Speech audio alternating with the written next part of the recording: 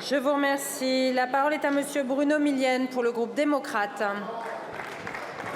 Merci Madame la Présidente. Ma question s'adresse à Monsieur le Ministre chargé du renouveau démocratique, porte-parole du gouvernement. Monsieur le Ministre, le journal du dimanche n'est pas paru dimanche. L'ensemble de la rédaction ayant décidé de faire grève pour protester contre la nomination d'un nouveau directeur de la publication aux opinions bien affirmées. Madame la ministre de la Culture s'est d'ailleurs elle-même émue de la situation à l'arrivée à la tête du JDD d'un homme qui dirigeait il y a peu un journal condamné pour injures racistes. Cette nomination est le symptôme d'un mouvement plus général. Comme pour d'autres médias, elle remet en question l'indépendance des rédactions et la pluralité de la presse. Depuis la consécration de la liberté de la presse par la loi de 1881, le législateur a régulièrement encadré ce qui est l'un des piliers de notre régime démocratique sans en altérer la force. Nos prédécesseurs ont ainsi réussi à assurer l'indépendance des journalistes ou encore la lutte contre la manipulation de l'information sans dénaturer ou affaiblir cette liberté fondamentale. Je vous le dis clairement, j'ai aujourd'hui l'impression que la situation nous échappe. Jamais depuis la fin de la Deuxième Guerre mondiale et l'ordonnance interdisant la concentration des organes de presse, nous n'avons assisté à une stratégie aussi agressive de mise sous tutelle idéologique de notre paysage médiatique. Cette situation quasiment inédite pose clairement la question de l'indépendance des titres de presse vis-à-vis du pouvoir économique, la question de la concentration du capital dans les mains d'un seul homme, mais aussi le rôle que doit jouer l'Arcom pour garantir la pluralité des opinions. Ma question est donc la suivante.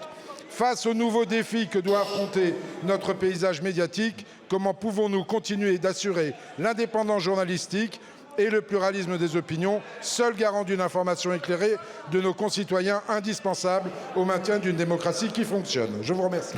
Merci beaucoup, mon cher collègue.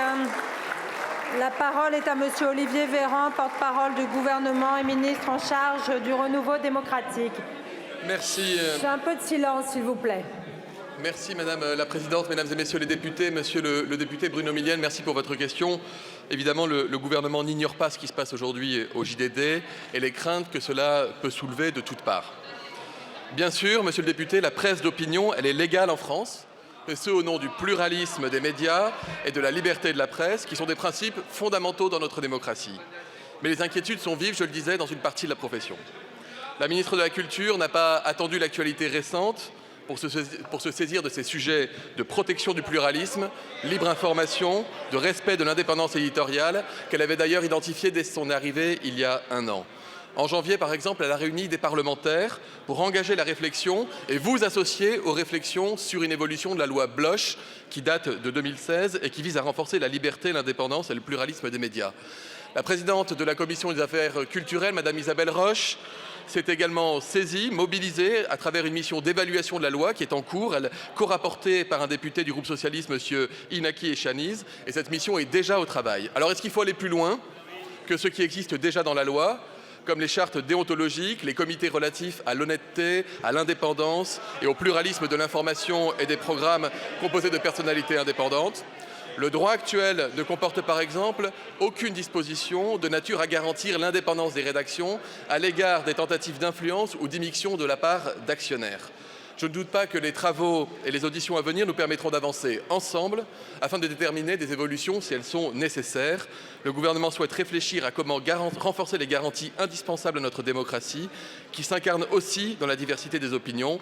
Toutes les pistes sont donc ouvertes, vous le savez. Monsieur le député, le président de la République a d'ailleurs annoncé qu'il y aura des états généraux de l'information qui seront les bienvenus pour aborder l'ensemble des problématiques, n'ayez pas peur, monsieur le député, relatives à l'information, une valeur si chère dans notre pays.